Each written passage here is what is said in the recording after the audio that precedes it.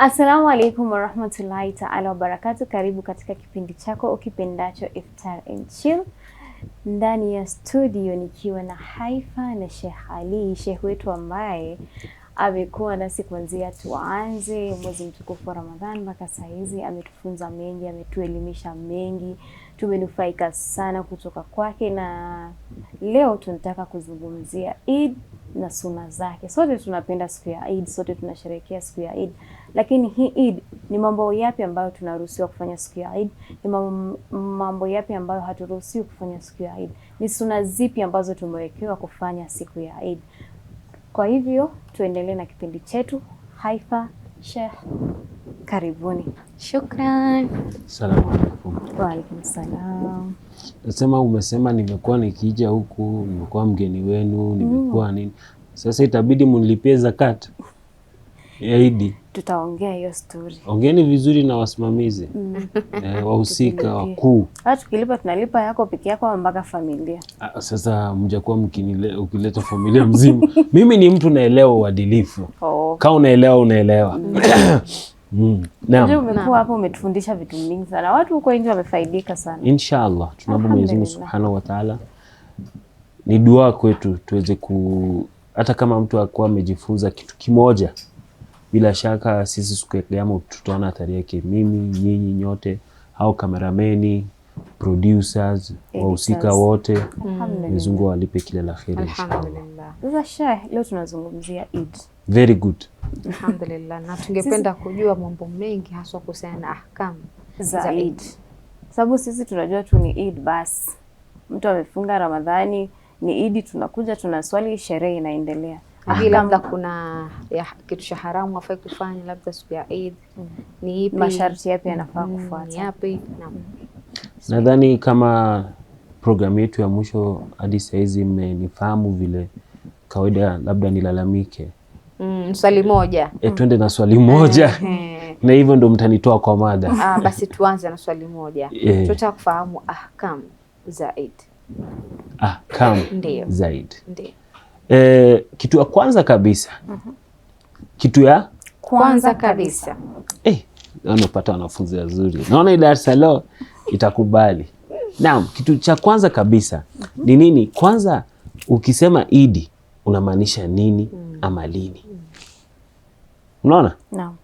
Sasa hiyo Eid tukisema hivyo kuna wanasema two categories sile tukielezea. Tukielezea ki-Qur'ani, tunaona katika Qur'ani kuna word ya Eid imetumika. Naam. Unakuta katika Suratul Maida, sasa zile disciples ama sio kwa Kiswahili kama wako na jina special. Wafuasi wa Yesu. Haifa ni kama anapingana. Kidogo naona Kiswahili kimekataa. Kimekataa kidogo, lakini twende na hiyo. Wafuasi wa Yesu. Waliomba Nabiullah Isa, kama unaweza tushushie nini? Maana kama sijakosea kidogo tu utasema kidogo ifanane na companions, kwa sababu disciples maswahaba. Kwa sababu pia yeye ni jina mingi zinatumika kwa the same group. Basi itakuwa ni hiyo companions kama wanapenda kutumia disciples kwa sababu idadi yao inajulikana. Ni kama ukisema hivyo akili inaenda directly to these 12 students. Hiyo idadi ya watu 12. Walikuwa 12 wote na Judas ama na bila Judas? Wote 12 pamoja na Judas. Mimi wanaishi nikisema na Judas wanakuwa 13. Pamoja na Judas. The betrayer. Anyway, sasa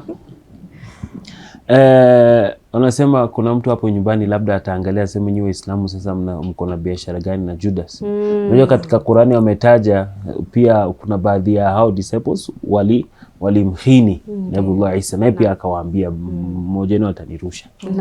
Na akamrusha ukweli. Anyway, wakaomba Nabiullah Isa ya kwamba Mwenyezi Mungu awashushie maida minas samaa, awashushie sufra ama waandalie chakula inatoka mbinguni. Yani a whole thing. Kwa sababu unajua kuna chakula kama Bani Israeli wenye walishushiwa chakula, na kuna maida. Maida is a whole table ya chakula. Sasa hapo hivyo siku hizo walikuwa wanaenda na wanasema appetizer, main course, dessert, drinks, whole maida. Nabiullah Isa akauliza why? Kuni muamini Mwenyezi Mungu? Sasa hapana, tunataka tukumbuke hii siku na kukumbuka hii siku ikuwe Eid kwetu ya awalina wa akhiri. So tunaweza kusema Eid ni siku yenye iko na importance na ni kitu ya kukumbuka. Ndio unaona katika Kiarabu huwa wanafanya nini? Wanasema Eidul Milad. Hata ya Jesus pia wanaita Eid Milad. Yako pia anakuambia Eid Milad. Kwa sababu ni siku ya furaha yenye unaikumbuka. Baka hapo tuko sawa? Yes. Sijatoka kwa mada, si ndio? Leo umejitahidi leo. Bado masaa. Ni mapema confirm. Na hizi bado chai ina function. Kikombe moja. Sasa hiyo ni side moja. Side ya pili, sisi tukisema Eid, kwa sababu unajua kuna a whole debate hiyo tunasumbuana na watu. Unaona? As long as unaona hii aya ndio hao sahaba wameuliza wakashusha. Even though katika Qur'ani Mwenyezi Mungu hakuitaja hiyo siku Eid. Hao ndo walipatia jina ya Eid. So unaweza kusema wewe ukicelebrate kitu muhimu kwako ni Kiarabu iko sawa, uko na kaidi kadogo. Unaona?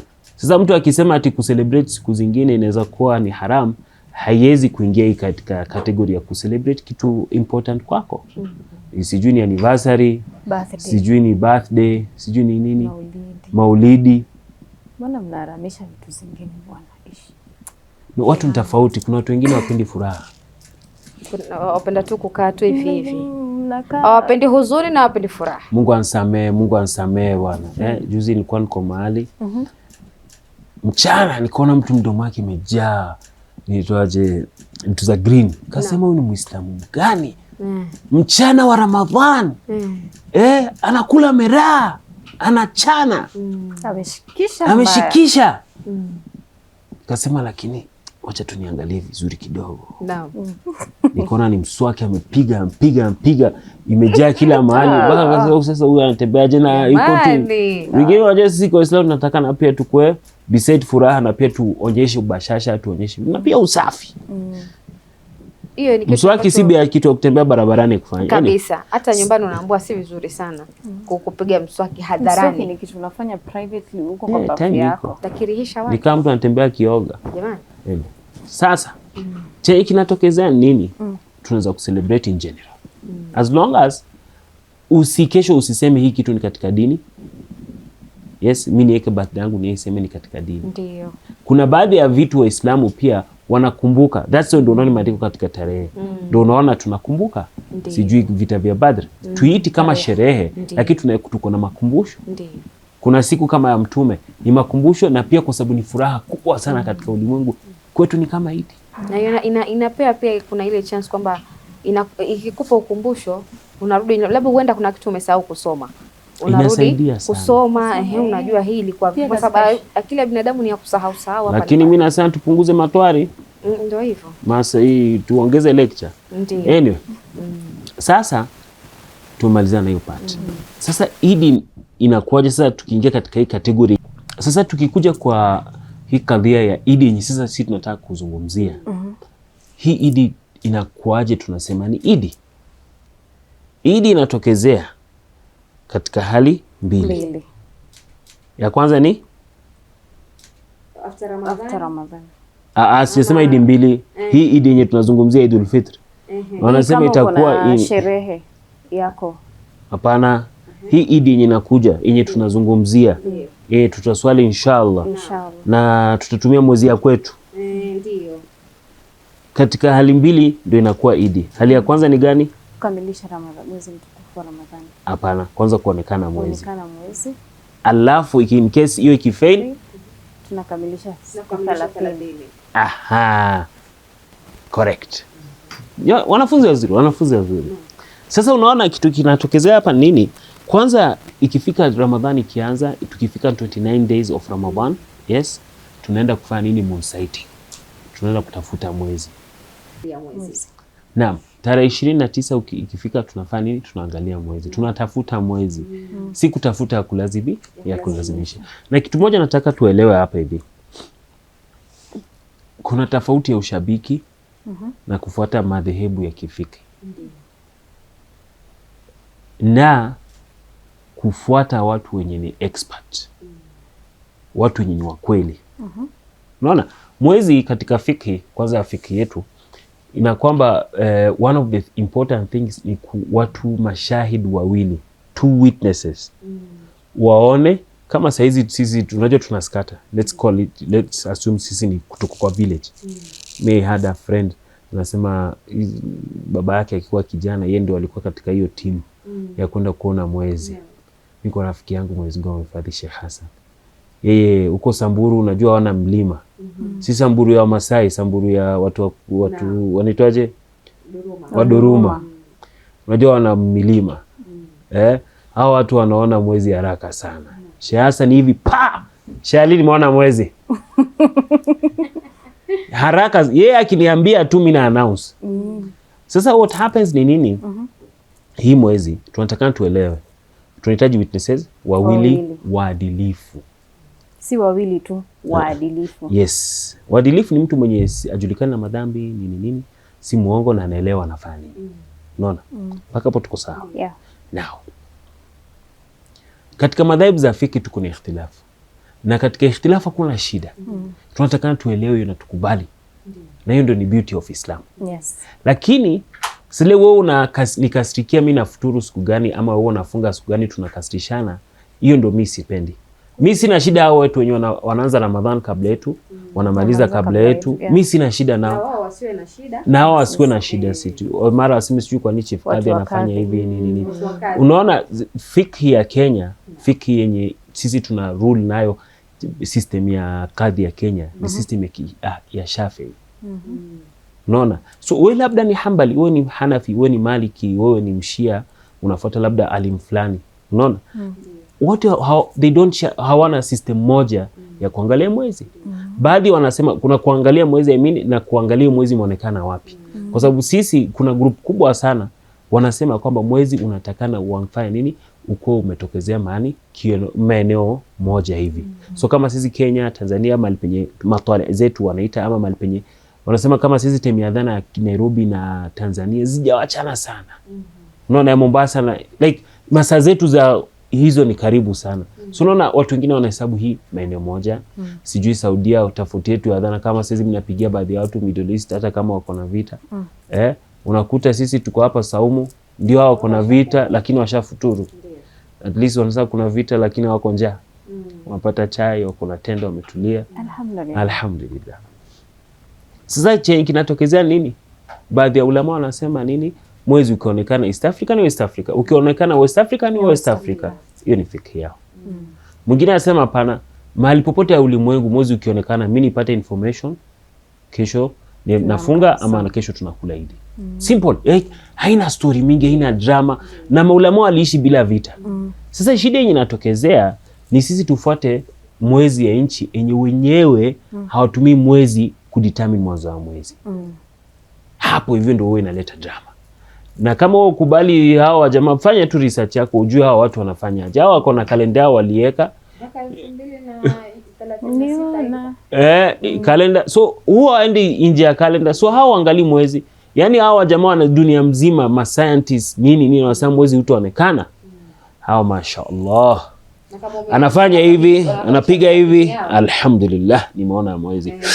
Sasa nyinyi msifuate mwezi ya watu. Yes, inajuzu kufuata mwezi ya nchi nyingine. Lakini confirm wanaifuata aje, ni system gani wanatumia kwa announce. Kwa sababu pia kuna ulama wengine wanakataa kuangalia nini mwezi kuisight na nini ma telescope na nini. Inatakana ionekane na macho. So unaweza kuta hiyo inchi wanatumia telescope. Nyinyi mmekatazwa. Unaona? Baka hapo tuko sawa? Naam. Hiyo siku tukikosa kuona mwezi nakamilisha pale. Tunafunga. Yes. Mungu ansamehe, Mungu ansamehe. Saa zingine nikisema Mungu ansamehe watu wanafikiria nataka kusema kitu mbaya. Saa zingine tu sifurahi niko na hiyo kitu. Lakini nishikuona. Unaona hiyo siku yenye watu wanaangalia mwezi hiyo 29.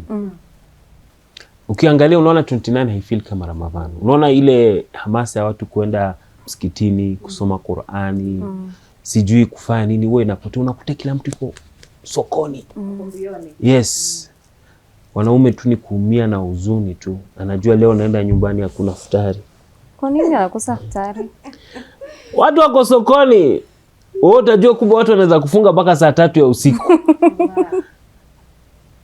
Sina nguvu, sina nguvu. Huyo mtu anazunguka anatafuta nguo ya Eid. Wale wenye unajua watu wengi sana, si kila mtu anaenda kutafuta. Pia baadhi ya watu pia unaona kama saizi ni mustahab. Si tunasema ni mustahab, ni vizuri mtu akuwa na sanda yake akuwa nayo tayari. Unajua Mtume anasema aliletwa sanda yake na Jibril. So alikuwa na sanda yake tayari.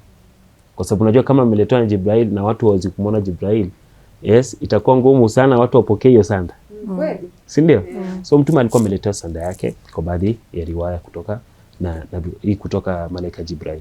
Sasa ni vizuri mtu akuwe muumini akuwa anaona sanda yake, na baadhi hata wanasema ni vizuri hata ukiswali unaweka mbele yako ili kukumbusha mauti katika swala nini, na pia usikuwe na too much attachment ya dunia. Baadhi ya watu unajua mtu atalalamika ati kwa nini mnunui bwana, mimi nilinunua nguo yangu ya Eid tarehe fulani, mimi nilinunua nguo yangu ya Eid tarehe fulani. Part of these people, not all of them. Saa zingine hatuna pesa. Na saa zingine unaogopa mnunue alafu kidogo zingine zitokezee uanze kupatia story fani. Unajua si wanaume. Zingine ununue ukute watu ndio wamevaa wanapikia futari. Hawezi kufanya hivyo. Wewe mpatie pesa na ujitoe. Usiende kununua nguo. Kama unataka nunulie watoto wako. Unaona? Unaweza kumlia nguo zingine siku nyingine.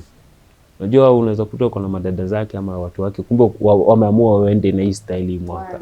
Wewe unatoa tu timing umelipa ati 7k. My friend, 7k asante sana bwana yangu. Lakini mimi tayari nilikuwa nishapata 2 za 3k. Na kulikuwa tunanunua beli mzima, si beli inaitwaje, dozen. Mimi na my sister tunabadilisha rangi kwa size ni tofauti tutapatiwa. Mahesabu zilikuwa zishaingia. Mmoja naenda nayo swala, mmoja sijui naenda nayo aje, na kuna familia zingine wako na ile wanasema siku ya Eid na kesho ya Eid. Siku ya Eid mko nyumbani, kesho ya Eid. Ya kwanza, Eid ya pili, Eid ya tatu. Ya tatu sasa ni watu wenye na job. Ama wako na pesa yenyewe wanaweza kuchukua tu off easily. Sisi watu wa vibarua tuko job. Sasa check na tokezea nini? Unakuta watu tayari ni kama wana detach kutoka hiyo mwezi mtukufu wa Ramadhani. Sasa baadhi hao watu unakuta anunui mwanzo wa Ramadhani. Yeye hataki kuonyesha, yani kwa moyo yake hataki kuonyesha Ramadhani kama nataka uishe, nataka utoke. Nataka bado ubaki. Kwa sababu kama saizi wewe ni kama ushaikuwa na singine umeenda kwa mtu akamwambia mimi leo natoka saa fulani, sawa. Hakuna shida. Mshaelewana, unajua hapa hivi huyu mtu mimi natakana tuachane na saa 4 uko kwake. Mara imefika saa 3 ama saa 2, unaona mtu ameanza kuleta bagi yake hapo, ametoa simu yake kwa chaja, amechukua chaja na kufanyia mbele ya uso wako hivi akiweka kwa bagi. Hiyo sina feel kama unamfukuza. Anakufukuza. Waswahili husema akufukuzae hakwambii toka. Toka na huwa hatoki. Wewe pale pale. Inshallah Sheikh, najua tuko na mengi ya kuongea. Acha tuchukue mapumziko tukirudi. Tuendelea na Sheikh, umetufafanulia zaidi kuhusiana na mwezi na Eid kwa jumla, ambapo ni jambo la maana sana. Tunahitilafiana sana ikifika mwezi wa Ramadhani na ikifika Eid kwa sababu ya masuala ya mwezi. Kwa hiyo shukran kwa inshallah tufafanulia zaidi. Mpenzi mtazamaji, natumai umefaidika sana na mambo ambayo tumejadili leo, mambo mazuri sana, mambo muhimu sana. Kwa hiyo tunachukua tama la maji, tukirudi tutaendelea zaidi. Karibu tena mpenzi mtazamaji katika kipindi kipendacho Iftar and Chill. To our producers, asanteni sana. This tea is tea. Our first segment ama awamu yetu ya kwanza tumejadili kwa mapana kuhusu mwezi, mahitilafiano ambayo tuko nayo, Eid ni nini na mambo mengine mengi sana. Sasa tumerudi hapa ili kuendelea na kipindi chetu kuhusiana na Eid. Shehe azidi kutueleza kuhusu ahkamu ya Eid, na kumbuka kama una maswali endelea kutuma maswali yako na tutakupa majibu. Shehe, natumai chai imekusaidia? Energize sasa. I don't know. Alhamdulillah. Alhamdulillah. Sema Ramadhan. Nilikuwa na feel shehe kahawa kidogo ingekufaa zaidi. Hiyo kahawa kidogo inside. Haya, tuendelee. Tumejadili mambo na Eid, mwezi, kila kitu. Tukaona ikifika Eid mambo mawili ndio yanafanya Eid ikoe: kuangalia mwezi kama inaonekana na kukamilisha siku 30 ndani ya mwezi mtukufu wa Ramadhani. Naam. Vizuri sana. Naona mnakumbuka. So what is the next? Na tunaangalia ahkam. Labda tunafaa hizo ahkam zingine kwa sababu na mimi hii kuangalia mwezi pia nipatie hiyo ama ni tofauti? Nipatie hiyo. Nipatie hiyo. Kabisa ahkam zingine ni zipi? Na kutoa zakatul fitr.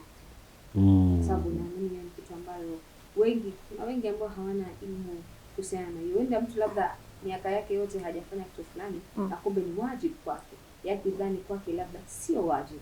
Sasa tulipenda kufahamu zaidi. Hiyo zakatul fitri. So, alafu nitauliza swali next.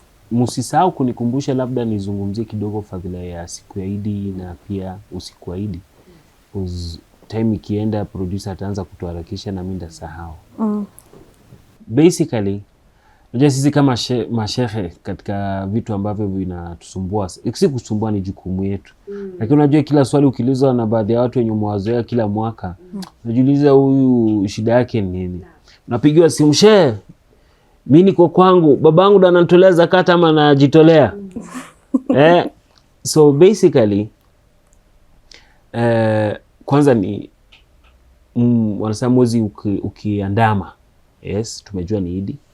Uko na time uweke, hata baadhi wanasema hata kabla iko tu sawa. Unaweza kuweka hiyo pesa ya zakat alfitra kando. Si ndio? Lakini the minute wewe upatie hii zakat, hii pesa cash uweke kando, sasa ni zakatul fitra. Hii unga ngano wewe sema ni zakatul fitra. Hii mchele useme ni zakatul fitra ama tende ama nini. Hizo vitu ziko. Hauna haki tena kuigusa. Uweze kusema sina cash, acha nitumie hii nini. The minute umepatia hiyo tena hiyo si yako. Sababu ushaitolea nia hii. Yes, imeenda. So unaweza kutoa kabla, lakini vizuri kuanzia baada ya magharibi watu wanaanza kutuma hii kutoa ama kuweka kando ama nini mpaka mida za salatul inaitwaje? Salatul Eid. Mwisho kuitoa ni kabla salatul Eid. Ina suppose kuwa salatul Eid. Lakini saa zingine baadhi inakuwa ni nini. Unakuta baadhi wanasema okay, kama hujaitoa jitahidi uitoe baka salatul dhuhri hivi baka hapo. Lakini kawaida hiyo tuna discourage watu wafike hiyo point. Kwa unajua sasa ni kama unalipa kadhaa. Unaona, so lakini utatoa tu hiyo kwanza. Pili, zakatul fitra ni nani? Zakatul fitra ni wajibu kwa nani mimi? Ni wajibu kwanza ni nini? Zakatul fitra ni kitu unatoa mwisho wa mwezi mtukufu wa Ramadhan. Inakaa kama sadaka, inakaa kama nini? Yes. Lakini ni katika vitu zenye zinasafishwa. Zakati yani tazkia inatoka ni kitu yenye imesafishwa. So ni kama wewe unasafisha baadhi ya vitu zimebaki kutoka mwezi mtukufu wa Ramadhan kwa kutoa kitu kwa ajili ya Mwenyezi Mungu Subhanahu wa Ta'ala. So no, that's why it's important. Na ni wajibu kwa kila mtu mwenye kuna uwezo. Wajib. Baadhi ya watu mimi naona ni kama watoi zakat. Na si pesa mingi. Funniest thing, kuna mtu nilimuelezea zakat alafu baada ya kujua akasema kumbe si pesa mingi. Si pesa mingi. Wengi kwa kweli wanapuuza. Mimi nakumbuka kuna mwaka baka tulikuwa nadhani watu huwa hawajui zakat inafaa kutolewa aje exactly. Kuna tofauti, kuna hii zakat ya general, yes, like zakatul fitr. Na kuna zakatul fitr. Sasa hiyo sasa unafuatilia na mashehe wanaongea kwa msikiti, kwa TV nini. Yaani si kwamba ni kitu kwa magroups watu wanaelezea kama wanatuma nini. Sasa unakuta kwamba mtu hajatoa zakat. Sasa as long as wewe uko na nini, wewe una supposed to zakat. Hata baadhi ya ulama nasema hizo zakatul fitr ni wajibu baka kwa watu wenye sio Waislamu, lakini kwa sababu sio Muislamu afuatilii ndio tu. Lakini wewe unatakana ni kila mtu. Mwenyezi Mungu alisema ni kila mtu. Nikaa tu swala ni wajibu kwa kila mtu. Sasa kinatokezea hapo nini? Wewe umeweka kando. Masaa yake tumeelewa, kiasi yake ni gani? Ama ipi? Kiasi yake ni kilo 3 za unga ngano, rice, tende, zabibu na kuna list ndogo. Ama equivalent yake ya pesa. Ndio unaona sasa zingine unasikia zakati 500, zakati 600. Kwa sababu hao watu hao mashehe ama council nini 750 depending. Yes. Maana shehe ni kwamba tuseme kama unaweza toa ni kilo 3 ya unga, ni kilo 3 ya unga. Au kama ni kitu kimoja unaweza toa kitu kimoja pekee yake. Sasa hiyo that's a very good question. Thank you for being specific. Kitu kingine una suppose consider ile kitu umetumia zaidi. Umetumia nini? Zaidi katika mwezi mtukufu wa Ramadhan. Umetumia zaidi mchele, umetumia unga ugali, umetumia unga ngano, watu wa mandazi, watu wa samosa, watu wa nini. Samosa ni nyama. Na depende na piko aje, kuna kabila zetu iko na ngano zaidi kushinda nyama, lakini iko tu sawa. Ala hal. Sasa hiyo yenye umetumia zaidi. Kitu moja huwa naona, unajua saa zingine wewe ukikuwa shekhe wa watu na ukikuwa shekhe wao karibu na unamjua mtu ananitumia 500 kwa sababu ya zakat. For example, nasema ni kilo 3 ya mchele na mchele ile bei ya chini kabisa tuseme ni 140 bob. But Sheikh, niko na swali. Ndio nataka kuelekea hapo. Sasa naomba, unajua asante kwa kutoa 500, lakini acha nikuulize, ulikuwa unatumia mchele gani? Pishori. Pishori hata ni bei nafuu. Anakuambia sijui hizi mabasmati, sunrise nini ya kitu 300. Kwambia my friend, watuma 900, tuma 1000 my friend. Kwa sababu kwa ukweli wewe uzikuwa umekula mchele mzuri alafu unapatia watu mchele mbaya. Unaona? Yes, mtu wa ngano na mtu wa ugali hata akuwe mdosi aje, bei ni the same kwa ugali ni kila mahali. Lakini vitu kama rice nini yenye umekuwa ukitumia. Lakini pia ugali kuna unga ni bei ghali. Kuna ugali ni 250 kaka. Kwani umetengezwa aje? Ujaenda supermarket ukaona? Okay, sijai kujua kwa nini. Unless ni kilo 2, sio kilo 1. Ndio nasema ni kilo. Kuna za 180 something na mpaka 220 something. Kuna kilo 2 yenye 250. So hiyo inamaanisha kilo moja ni 125. Yeah, kama preference yako ni ile mzuri, kumbuka yenye unatoa pia inafaa ikuwe mzuri, the best. Even though sio wajibu. Yes, cause imetaja wanasema the type, wanasema nini hiyo kitu umekula.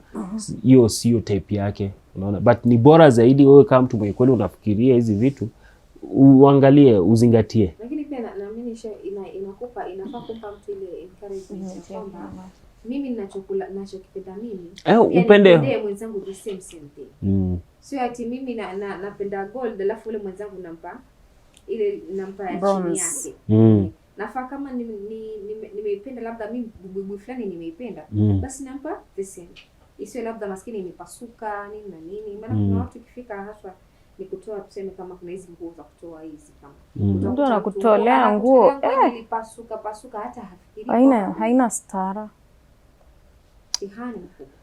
Mungu atusaidie. Mimi nakumbuka tulikuwa tunagawa baadhi ya vitu mahali. Alafu tukakutana manguo. Sasa tunagawa nini, alafu ndo tukaangalia nguo tukaona vile iko. Tukasema huyu mtu ni kama iko na nguo hataki kutupa, hataki majukumu yake, ameona tu amwage tu hapa hivi alete nyinyi msaidie watu. Sasa ni kama hataki kufeel vibaya kutupa nguo. Sisi nguo hakuna mtu anaweza kuvaa. Si unafanya tu dasta. Ni jeans labda, jeans tuweze kutumia dasta. Uchoma aje sasa unaona yeye ni kana watumia kama free recycle. Unaona? So unajikuta saa zingine pia tu wanafanya hivyo. So Shehali, who is eligible to be given zakatul fitr? Zakatul fitra ni unatakana upatie Waislamu. Kwetu labda kuna masharti kidogo zaidi, lakini generally Waislamu. Yes. Na akuwe ni fakiri. Na ukimpatia ni bora usimpatie mingi sana yenye tena atoke ufakiri. Sasa unajua the minute tukimpatia sana atoke ufakiri, tena is not eligible. You get the point? Yeah. So kuna hiyo part. So ni muhimu ni fakiri, Muislamu, anapatiwa. Ndio baadhi wako na ahkam khasa kidogo, labda mtu anasema labda akuwe madhehebu khasa ama nini, priority, alafu wengine pia kuna vitu kama hizo. Sasa kitu yenye wewe inaleta kisheshe. Sidhani mpaka hapo hivi kuna issue. Hapo tuko sawa. Tuko sawa. Ila kabla uendelesha, nilikuwa na swali nitakuuliza. Katika nyumba tuko labda watu tofauti. Kuna wale watoto wadogo. Ndio nilikuwa naenda huko sasa. Sasa nani ndo anatoa ama anatolea nani? Unaona mtu mwenye anakusimamia chakula chako ndo anakutolea zakati. Najua tukifanya kazi na vijana, mimi naona kijana alhamdulillah yuko vibaya. Naambia hebu leta zakati. Anasema shehe, mzee amenitolea huko nyumbani. Bro, saizi unajisimamia. Sasa hapana, yeye ndo analipa rent. Nikiishiwa nampigia simu anatumia pesa. Mbona okay, sibishani na wewe. So basically what happens, watu wenye unawasimamia unalipia zakat. Unaona kama saizi wewe mtoto wako uko na mtoto mwenye wewe ndo unamsimamia hata kama yuko university. Kwa sababu kama saizi baadhi yao watoto wenye wako hostel, inaitwaje primary. Sorry, hizi shule za kulala inaitwaje? Boarding. Nasema hostel. Ni boarding, ni hostel tu bado, tofauti tu iko ndani ya shule. Hizo vitu unaita hostel. Si zote, kuna zingi. Hiyo yenye ukisimama hapa unaona vitanda 100 zimeenda mpaka huko. 100. Mimi kilichopikwa wewe kama ni githeri ule githeri, kama ni marage. Hata siku ya nani alikwambia hii is special? Kila Eid wanaruhusiwa kwenda nyumbani. Si zote. Wewe imagine kwenu sijui ni Mumias na shule kwa Mombasa, atukimbia Eid urudi. Kuna watu mzazi yuko tayari kutumia pesa ya kuku uende KFC ama chicken. Sasa what happens ni nini? Mtu mwenye wewe ni jukumu yako utamlipia, kwa sababu yeye income yake yote ni kwako. Wewe ndo unamlisha, wewe ndo unamvisha nini. So hiyo kati haina tofauti ya mtoto mdogo mwenye amezaliwa leo. Yes. Kwa hivyo kama mtoto amezaliwa leo analipia zakat. Nadhani isikumbuke hukumu yake akizaliwa hiyo usiku ama akizaliwa kabla magharibi. Nikaa kuna ikhtilafu kidogo. But generally watu wadogo baka, yani kila mtu mwenye kwa hiyo nyumba. As long as, kwa sababu unaona hata mtoto mdogo si wewe ndio unamsimamia. Inabidi nimeanza kukumbusha mama nyumbani. Alhamdulillah. Nashukuru Mwenyezi Mungu hizi darasa ziko na faida. Sasa kitu kingine nini? Kuna baadhi ya watu wanakuja. Wanaitwa wageni. Hao ndio wanaleta kasheshe katika msimu zetu tunapokea. Hello. By the way, ukikuwa mgeni hakuna tofauti, kwa sababu sisi tunasema kila mtu anatakana afanye nini? Atoe zakat. Sasa what happens ni saa zile wewe unatakana ufanye nini? Uko na mgeni Mkristo. So unajua hii sharti ya mgeni ni nini? Huyu mgeni mwenye atakuja kabla ya magharibi na spend baka kesho, yani alale kwako. So wewe ndio unamlisha, wewe ndio unakuwa ni kama mtu wake wa chakula, ama ni uongo? Ukweli. Ni kweli. Sasa huyo mgeni unatakana ufanye nini? Umlipie zakat. Unaona zao hizi family mimi nje kuona, acha niseme tu. Family wamekuja kwa nyanya yao. Hii kitu nimeona kwa macho. Wamekuja kwa nyanya yao, wamekuja kabla magharibi, kesho ni Eid, si ndio? So kwa sababu wanataka kusherehekea pamoja, ndio amke watoto waende na maanko waende msikitini na nini. So unakuta familia mzima imekuja kwa nyumba. Mzaa anaangalia tu hivi. Hamngefikiri kwenye muda mkoje. Sasa unajua inatukua kwake. Sasa hapa hivi sasa hii ni call nyingine yenye napata sasa. Anasema mimi naweza kujitolea. Na nimekuja kulala kwa baba yangu mwenye anajisimamia. Lakini nitakuwa nampatia pressure akilipia watoto wangu 6 na bwana wangu. Kwa sababu kulala ama bwana amebaki job, anasema mimi nitakuja kesho. Unaona? Itakuwaje? Baba yao anaweza kuwalipia nini? Anasema yes, wewe ukilipa si lazima mwingine akulipia, anaweza kulipa on that behalf. So unaona, that's the confusion zingine sisi tunapata. Mtu anapiga simu kwa tayari ameingia katika situation ya mtu mwingine kumlipia. Yes, ndio anataka kujilipia lakini anataka confirm. So unaona, basically inajuzu mtu akulipie. Yes, inasemekana katika baadhi ya hadithi al-Imam Hassan na Hussein walilipia Imam Ali zakatul fitra yake baka hata baadaye wamekuwa shahidi for period of time. Part of it ilikuwa ni vile wanampenda. Yes, ingine unaona mtu wako agenda na bado unamkumbuka. Sasa walikuwa wanamtolea zakat. So na kama uko na maid, unajua sasa hapo hivyo tukisema hivyo inaleta shikishe shingine. Maid wako sasa atakwaje? Maid kwa sababu yuko job hapo hivyo, si kama wewe ndo unamwangalia, in reality wewe unampatia pesa lakini ndo anajiangalia. So yeye hesabiki mtu katika watu wenye unamlipia zakat. Lakini kama saizi sisi kama huku Nairobi ama kabila zingine tunakuta tuko na familia wa Kristo. Mtu anaweza kuwa amekuja weekend a celebrate na nini, si mnapendana. Huyo Mkristo utamlipia zakat as long as hiyo siku ndo unamwangalia unamlipia zakat. Ngoja sema hiyo tena. Kama uko na familia wa Kristo mwenye yuko kwako ameingia na hizo masharti zetu tumesema, ameingia kabla magharibi na hadi hiyo atalala kwako, yeye anapaswa umlipie zakat pia Kwa sababu ya nini? Kwa sababu kila mtu anataka alipe zakat. Sasa huyu mwenye alikuwa ajilipia amejitokeza kwa nyumba yenye sasa majukumu ni kwa Muislamu, itabidi alipiwe. Na mimi nitakuwa watu wameweza kuelewa maana hii Idi watu watoe zakat.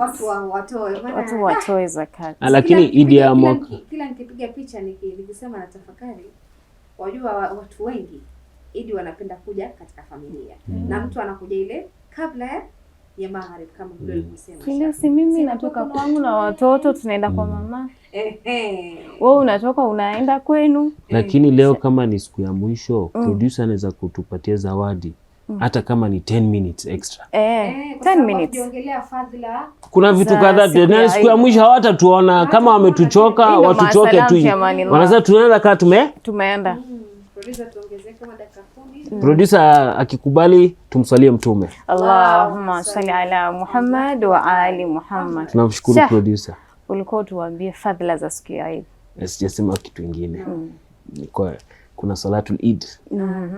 Salatul Eid ndajaribu kidogo niende haraka because unajua producer anasema masaa. Sasa unaona what happens ni nini? Kuna salatul Eid. Salatul Eid ni wajib katika fikra yetu kama masharti iko kamili, yani ni nchi ya Kiislamu, sijui nini, yani unatakana watu waswali Eid.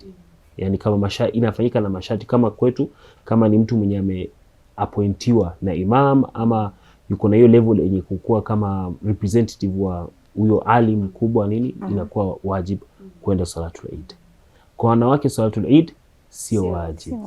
Na kwa wasichana mabanati wenye age ndogo ambao ni bora hata wasiende. Unaona? Age ndogo. Ndio nasema mimi heshima ndio siwaiti age ndogo. Yani hao wanasema wazee, wazee ndio iko sawa waende. Wasichana wakae. Sijui ni nini lakini wasichana age yetu ama wale wadogo zaidi. Hata age yenu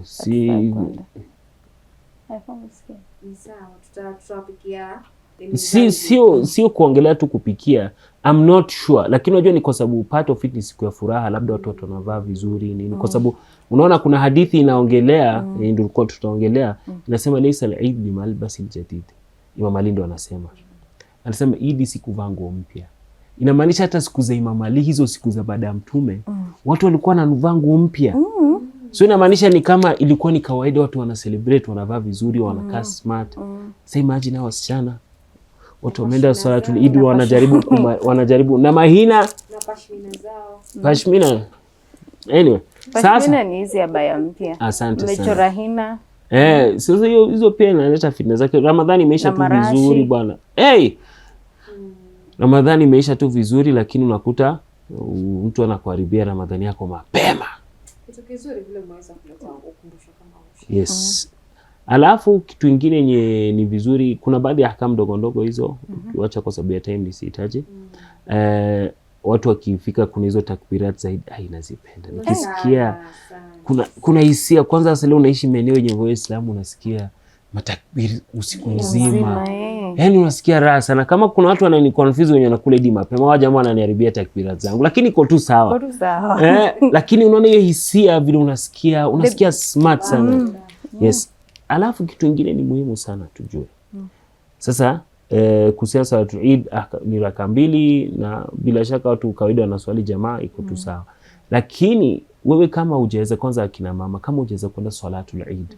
Salatul Eid ya jamaa ndio tunaongelea kwenda msikitini, lakini wewe unaweza kujiswalia salatul Eid. So unaweza kuangalia tu ahkamu yake, kuna easy ways ya kuswali salatul Eid raka 2. Usiwaste time yako jikoni kupika, kufanya nini, kujipodoa ama sijui nini, sijui unafanya. But kawaida wa sisi siku mzuri. Unajua tulikuwa tuna sisters ndio tunajua. So, tushai kumisa na tuli tukisaidia kupika. Sasa what happens? Sijui kwa nini nimesema hivyo, nimekumbuka mandazi nikiwa mtoto. Ulipika mandazi sana. Kwa tunapika.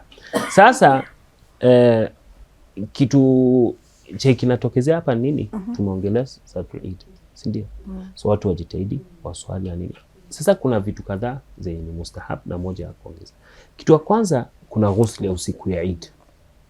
Na kuna ghusli ya siku ya Eid. Usiku ya Eid na siku ya Eid. Mpaka hapo tuko sawa? Hizo ni 1 ama ni 2? Let's say ghusl ni 1. Ghusl 2, katika baadhi ya hadithi tuko nazo, usiku wa Eid ni katika usiku zenye ziko na cheo juu sana, kwa sababu unajua hiyo siku ya Eid inaitwa pia Yaumul Jaiza. Mwenyezi Mungu anatoa zawadi katika baadhi ya hadithi. Kwa nini sasa? Kwa sababu ni siku ya jaiza na ni siku ya zawadi. Mwenyezi Mungu ni kama wanasema malaika wanashuka hiyo siku, mpaka dakika za mwisho wanakuja kumfungua mlango, nani Mwenyezi Mungu amemsamea, nani amefanya tauba, nani amefanya nini, wakisamea watu, wakitoa kwa list, wakiwafanya nini. So ndio siku ya jaiza. So ndio usiku watu wamekesha kupika maana. Ni watu wafanye ibada, lakini mtu anatakana paswa kufanya ibada. Alafu besides kuna madua zimetajwa katika vitabu, na ni vizuri sana mtu ajitahidi na dua na hizi amali katika hiyo siku. Now kumalizia tu. Kumalizia. Nadhani simekuwa dakika 3. Unajua sina saa, so na assume. We are good. Sasa what happens ni nini? Kuna kitu yenye sisi tunasahau. Hii siku ya Eid, Imam Ali anatuelezea Eid ni nini. Nataka tuelewe. Imam Ali anasema laisa al-Eid bimalbasi al-jadid. Eid si kwa kuvaa nguo mpya. Kuna shekhi wangu Alamu atasema unataka useme jipya, lakini hayuko hapa. Wa inna al-Eid liman khafa wahid. Eid ni kwa ule mtu mwenye aliogopa hiyo siku yenye Mwenyezi Mungu ametoa ahadi, siku ya mwisho. Unaweza kuta watu wengi sana wana celebrate Eid, lakini hawa wako Eid kwa macho ya Mwenyezi Mungu. Wewe ile siku yenye umetoka jela, umekuwa free kutoka madhambi zako, umekuwa free kutoka maasi, umekuwa free kutoka nafsi yako, free kutoka shetani. Hiyo siku ni siku yako freedom. Unafurahia. Usifurahie Ramadhani imeisha hivyo. Kuna hii hadithi sasa ndio nimekumbuka kuhusiana na zakat. Hiyo hadithi inasema kwamba unaona kila kitu unamaliza na kitu. Unaona? Katika vitu za kukamilisha na kufunga kutamatisha saumu ni zakat. Ukikosa kutoa zakat ni kama hujatamatisha saumu yako kamili, kama uko na uwezo. Alafu katika hadithi nyingine Imam Ali anasema, turudi kwa hiyo pointi tuko. Inasema kulli yawmin la yusallah fihi fa huwa Eid. Siku yote Mwenyezi Mungu Subhanahu wa Ta'ala watu hawamaasi, hiyo siku ni Eid. Kwa sababu Eid ni siku ya kucelebrate, siku ya furaha. Should I be happy? Je, mimi nataka nikuwa na furaha kwa sababu za vitu temporary? Nguo ya Eid yenye ndaivaa mara moja mara mbili. Nifurahie kwa sababu ya samosa ndakula moja, mandazi 2 na tumepika usiku mzima na tunajua sote hatutaweza kula hiyo chakula yote. Hata Wakristo wageni wetu wanafurahia Eid zaidi kutushinda kwa kufikia kula. Kwa sababu unajua tumbo yetu bado haijazoea. Na siku ya pili ya Eid kila mtu nikaa yuko saumu, tusijidanganye. Kwanza kuna wengine wanafunga saumu. Sasa unajikuta kwamba kama wewe umejitahidi katika mwezi mtukufu wa Ramadhani, kama wewe alhamdulillah Mwenyezi Mungu akupatia maghfira na nini, enjoy Eid. Na zingine unaweza kujua kitu cha kwanza chenye vitu vingi utafanya baada Ramadhan ndio itakuonyesha kweli Ramadhani yako imekuwa aje. Hizo ndio ni signs. Kama umeona umerudi tu immediately kwa maharamu zako, wewe ni kama tulikuwa unajizuia. Yes, it is a blessing, mwezi mzima hujafanya madhambi. Lakini ikipita hii side nyingine, usisahau wewe ni kama kuangalia vizuri for the long term. Na kwa kumalizia ya mwisho kabisa Sheikh. Ya mwisho kabisa. Naona tutazimiwa taa hapa. Ya mwisho kabisa tumestaja saumu. Baadhi ya watu wanafunga baadhi ya Ramadhani. Kuna saumu inaitwa saumu sita. Sio madhahibu zote za Kiislamu zinasema wanaifanya nini upatia kipaumbele. Part of it, si kila mtu anaikubali chain of narration yake ama hadithi yake anaikubali. Baadhi wanasema ni dhaifu. Kama baadhi ya amali zinaona ndugu zetu tuwezi kusema ndugu zetu. Baadhi ya Waislamu wanasema nini wenye kidogo wanatupeleka mbio sana. Wanasema wanaita group zote, wanaita Masuni na Mashia na group zote wanasema hii hadithi ni dhaifu, so nyinyi mnafanya bid'a. Unaona? Sisi tuseme hivyo. Tuseme tu tukubali kwamba mimi kwa system yangu niliangalia hadithi haikupita. Unaona? mwingine akisa ikapita. Unaona? Yeah. Sasa fadhila yake imetajwa katika baadhi ya maeneo. Sasa sisi kwa upande wetu si mashia tufunge saumu ya 6. Unaona? Kwanza. Pili, baadhi ya watu wanasema kama umeamua kufunga saumu ya 6, kwa sababu sisi hiyo hadithi pia sisi tuko nayo, lakini sisi tunaona ni dhaifu. Unaona? Ukiamua kufunga saumu ya 6, angalia, zingateni vizuri, siku ya kwanza ya Eid ni nini? Ni wajibu, ni haram kufunga. Siku ya pili na ya tatu inaitwa siku ya ruhusa, siku yenye Mwenyezi Mungu akupatia zawadi. Ndio wanasema Eid ni siku ngapi? Eid ni siku 3. Unaona? Hii sasa ni kitu inacho. Sasa unaona hizo siku mbili celebrate na familia, enjoy na wageni. Si siku ya watu wamekuja kwako siku mbili, watu wako saumu nini, unaletea uzito watu. Unaona? Subiri hizo siku 3 ufunge. Kwa sababu nadhani pia ndugu zetu wa Sunni wale wenye wanafunga kwa si sharti ianze immediately, kwa sababu hata wengine wanasongesha zaidi. So tuzingatie hizi vitu, inshallah tutakuwa na taufik na Mwenyezi Mungu atakabalia kwetu inshallah. Amin, amin inshallah. Shukrani sana. Inshallah. Nitaenda kukumbusha watu kuhusiana na swala zima la zakat. Sasa kuna watu kwa tabidi kutoka vizuri. Lakini haifa wewe unajilipia. Mimi najilipia mimi. Inshallah next year utalipiwa. Amin. Amin. Unajua ukiwa nini? Unaona cameraman ameitikia hiyo dua na bidii. Amin. Amin. Inshallah, shukran sana. Mariam, ukimalizia mali. Shukran sana Sheikh Ali, shukran sana Haifa. Imekuwa safari ndefu tangu tuanze Iftarajil, tangu tuanze Ramadhan. Alhamdulillah, Allah ametuwezesha tukawanufaisha watazamaji wetu, tukawanufaisha wapenzi wetu, tukawanufaisha watu wote ambao wametembea nasi tangu tuanze hii safari. Natumai mpenzi mtazamaji pale nyumbani ameweza kunufaika na mengi ambayo Sheikh Ali ametuzungumzia leo, hasa kuhusiana na zakatul fitr. Wajua mambo mengi pia nilikuwa siyajui. Haifa, natumai pia umefaidika. Na tukienda nyumbani pia tuwakumbushe wazazi. Na pia tumesikia kwamba ukiwa na mgeni ambaye si Muislamu unapaswa kumlipia zakatul fitri. Kwa hayo machache au kwa hayo mengi, na kutakia Eid Mubarak, na kutakia siku njema, na kutakia ubaki salama. Wewe kama mpenzi wetu mtazamaji umekuwa nasi kuanzia mwanzo wa Ramadhani na mpaka leo tumekamilisha Ramadhani. Maasalam.